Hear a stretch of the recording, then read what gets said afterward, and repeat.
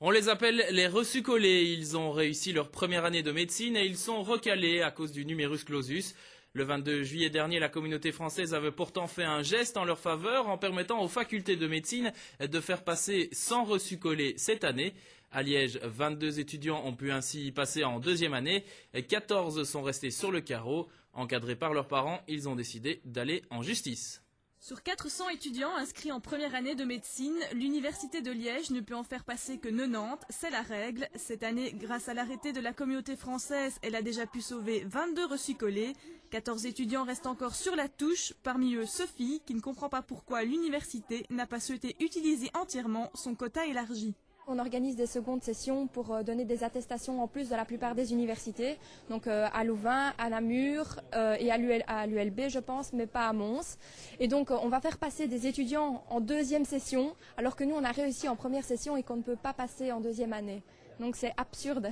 L'année dernière, Karim faisait partie des reçus-collés. Après avoir épuisé tous les recours et actions en justice, s'est résigné qu'il s'est tourné vers la pharmacie. Aujourd'hui, il a du mal à comprendre pourquoi le politique n'a rien fait pour sa promotion. On avait interpellé les politiciens, mobilisé les médias et même mené une action en justice et ça n'avait rien donné.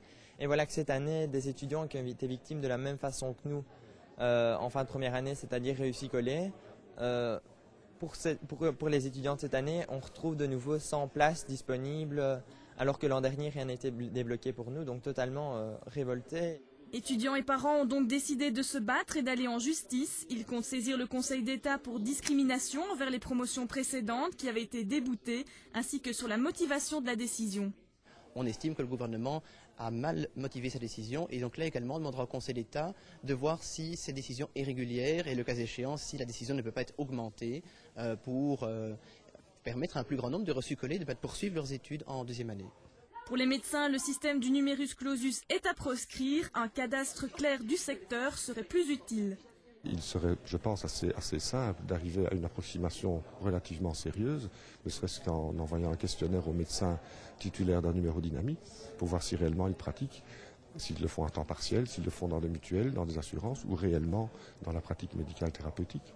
Ce cadastre devrait permettre de mieux fixer les quotas et aux étudiants de concrétiser leur rêve, devenir médecin.